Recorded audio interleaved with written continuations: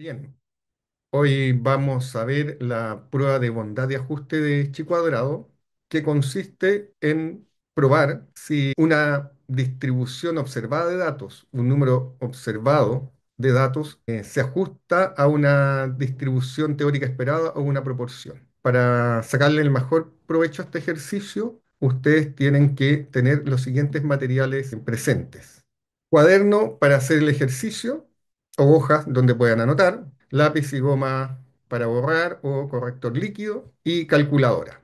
Entonces busquen estos materiales, pausen el video hasta que los tengan y ahí podemos comenzar. Vamos a usar una prueba que se llama de bondad de ajuste. Las pruebas de bondad de ajuste son un grupo de pruebas estadísticas, no solo existe la de chi cuadrado, y el objetivo es este: determinar con un nivel de confianza si una distribución observada de datos se ajusta a una distribución teórica esperada o a una proporción esperada, una proporción derivada de un cruzamiento en genética.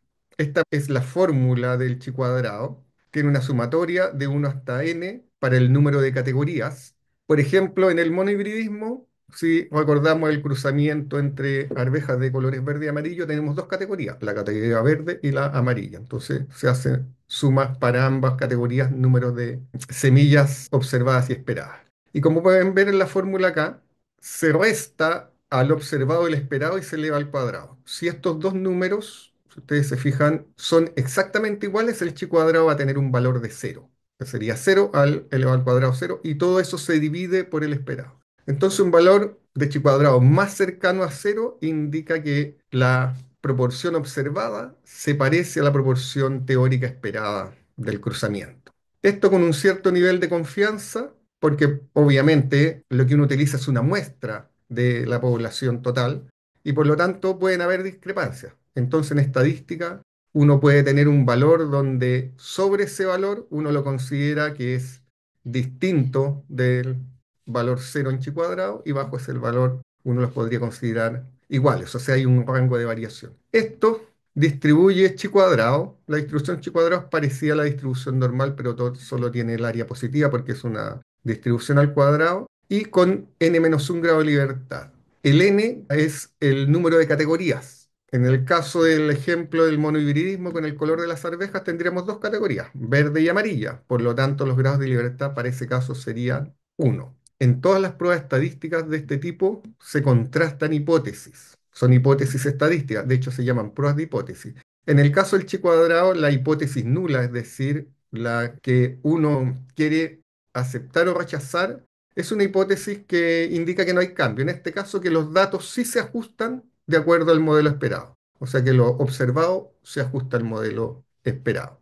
Si se rechaza esa hipótesis nula, uno aceptaría la hipótesis alternativa que se llama H1 y que indica que los datos no se ajustan de acuerdo al modelo esperado, que en este caso es un modelo de un cruzamiento en genética. ¿Cómo rechazo la hipótesis nula? Se rechaza si el valor de chi cuadrado calculado es mayor al de la tabla con n-1 grados de libertad. Y en ese caso uno concluye que hay evidencia estadística suficiente para decir que los datos no se ajustan con el modelo, o la distribución estadística o la proporción esperada. Entonces vamos a ver un ejemplo de genética con dihibridismo, y es el siguiente. En la mosca de la fruta Drosophila melanogaster se cruza una hembra de color de cuerpo normal y alas vestigiales. Los alelos para cuerpo normal los puse en color azul y tienen un signo más porque en Drosophila la nomenclatura para el normal, que también se llama tipo silvestre, es más y es dominante. Los alelos para las alas vestigiales son recesivos y en este caso llevan una nomenclatura VG que indica que es ala vestigial. Aquí también el recesivo puede tener más de una letra y siempre con minúscula. Hay que respetar la nomenclatura. Entonces esta mosca se cruza con macho de color de cuerpo ebony, el cuerpo ebony es negro, y alas normales. Aquí los alelos para cuerpo ebony serían E minúscula y para alas normales más, que serían el dominante, son ambas líneas puras. Entonces, para no confundirnos con los más, en el ejercicio identifiqué los distintos alelos de cada locus con un color diferente. La F1 es de fenotipo totalmente normal, tanto de color de cuerpo como alas. Eso se llama tipo silvestre. Recuerden que el F1 en este caso va a ser un doble heterocigoto, por lo tanto va a tener un alelo normal en cada locus y va a expresar el fenotipo normal, tipo silvestre. Y en la F2 se observaron los siguientes tipos y número de descendientes.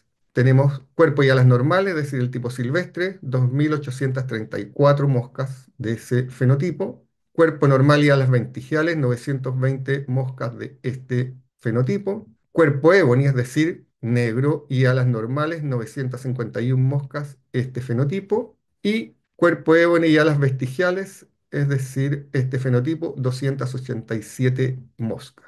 Y se pide comprobar estadísticamente que los resultados se ajustan a la proporción 9 es a 3 es a 3 es a 1 de la segregación independiente para dos locis con dominancia, proporción que ya vimos en clases. Entonces, lo primero que hay que hacer en el desarrollo es hacer el modelo genético, es decir, desarrollar el cruzamiento. Entonces, teníamos esta mosca parental de color de cuerpo normal y alas vestigiales, cruzada con esta otra mosca que tenía color de cuerpo ébony y alas normales. Ambas líneas puras son doble homocigotas. Este individuo va a dar un tipo de gametos que vaya a dar el alelo normal para cuerpo y el alelo vestigial para alas, y este de acá va a dar un tipo de gameto también solamente que va a llevar el alelo de cuerpo ébonio negro y alas normales. El F1 ya dijimos es un doble heterocigoto y por lo tanto es de fenotipo normal.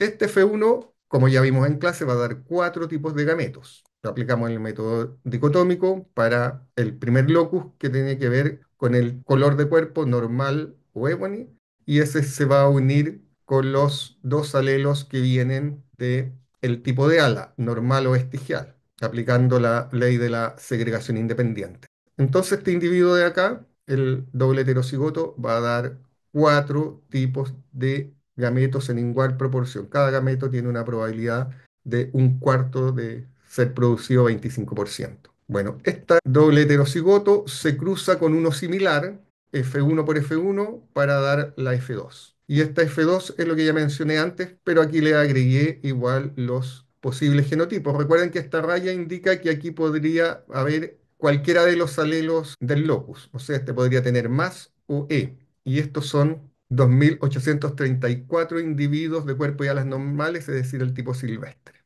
Estos valores de aquí van a ser los observados para desarrollar el ejercicio. Y lo que tenemos que hacer es calcular el esperado. Porque la pregunta es, compruebe estadísticamente que sus resultados se ajustan a esta proporción de la segregación independiente para dos locus con dominancia. Recordemos nuestra hipótesis, ahora van a ser los datos se ajustan a la proporción 9 a 3 a 1, la hipótesis nula, y la hipótesis alternativa es que los datos no se ajustan a la proporción 9 es a 3 es a 3 es a 1. Aquí tenemos una tabla resumen donde está el fenotipo para cuerpo y ala, el genotipo y los números de individuos observados que ya vimos. En total son 4.992 individuos. Entonces, ¿cómo determino el esperado? ¿Qué es lo que necesito para aplicar la fórmula del chi cuadrado? Esta fórmula. Primero tomo la proporción que vamos a probar. 9 es a 3 es a 3 es a 1 y sumo todos los términos de esta proporción y me da 16, que son las 16 posibles combinaciones de un tablero de 4 gametos por 4 gametos. 4 por 4, 16. Tomo también el número total de datos observados y lo divido por esta suma de los términos de la proporción, en este caso 16, y me va a dar 312. Ese valor de 312 va a corresponder al valor más pequeño que se observa en la proporción, que sería 1. Entonces, para calcular el esperado, multiplico 312 por 1, me va a dar 312 para esta categoría del doble recesivo, una mosca ebony con alas vestigiales. 312 por 3 me va a dar 936 individuos esperados para esta categoría de cuerpo ébone y alas normales. Y lo mismo va a suceder, 312 por 3, 936, para la categoría normal y alas vestigiales. Y para la categoría tipo silvestre, es decir, normal para las dos características, va a ser 312 por 9 y me va a dar 2.808 individuos. En total deben sumar lo mismo. Estos esperados uno debe comprobar que suman lo mismo que los observados. Entonces, ya teniendo la tabla de observados y esperados, podemos desarrollar el chi cuadrado. Como les dije, es desarrollar esta fórmula, y la sumatoria, esta sumatoria, corresponde a sumar los resultados de cada clase fenotípica. Es decir, vamos a tener para los individuos que son tipo silvestre, es decir, normales para cuerpo y ala, vamos a tener este cálculo. Observados 2834, esperado 2808, elevado al cuadrado dividido por el esperado. Para la segunda categoría, que son moscas normales y de alas vestigiales, observados 920, esperados 936 al cuadrado dividido por 936. Para la tercera categoría, individuos de cuerpo color ébano y alas normales, observados 951 menos 936, que es el esperado, al cuadrado dividido por 936. Y finalmente para el doble recesivo, es decir, moscas de cuerpo color ébano y alas vestigiales, observados 287 y esperados 312. O sea, 287 menos 312 al cuadrado dividido por 312. Entonces, si hacen ese cálculo, tómense el tiempo, les va a dar 2,7578, o sea, aproximadamente 2,76. Ya ahora tenemos el valor de chi cuadrado calculado y podemos probar si la hipótesis nula se cumple o no, si la vamos a aceptar o rechazar.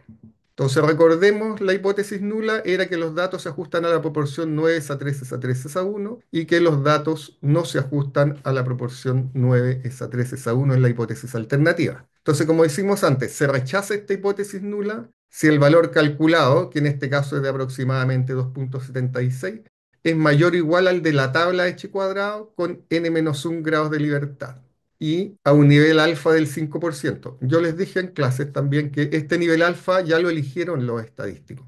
Y ese nivel alfa corresponde a equivocarse en 20 inferencias, una. Un 5% es uno dividido por 20 le va a dar 0,05, 5%. Como vimos antes, tenemos cuatro categorías fenotípicas, que son estas. Tipo silvestre, cuerpo normal a las vestigiales, cuerpo Ebony a las normales y a doble recesivo, cuerpo Ebony y alas vestigiales. Entonces tenemos cuatro, así que el número de grados de libertad va a ser 3. Y esta es la tabla de chi cuadrado. En realidad nosotros vamos a usar solo esta parte de la tabla, la del 5% o 0,05. Y vamos a mirar la zona donde están los grados de libertad. 4 menos 1 es 3, o sea, vamos a mirar en esta zona. Y el valor en la tabla para considerar si la proporción observada es igual o distinta a la esperada, que se llama, este número se llama el chi cuadrado crítico, es este valor, 7,815. Entonces lo que hacemos es comparar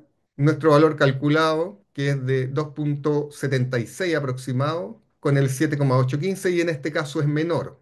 Y como dice acá arriba, se rechaza si el valor calculado es mayor o igual, en este caso es menor, por lo tanto se acepta la hipótesis nula. Y la hipótesis nula indica que los datos se ajustan a la proporción 9 a 13 a 13 a 1. Por lo tanto, podemos concluir que el resultado del cruzamiento Drosophila melanogaster se ajusta a la proporción 9 a 13 a 1 de la segregación independiente para dos locis con dominancia.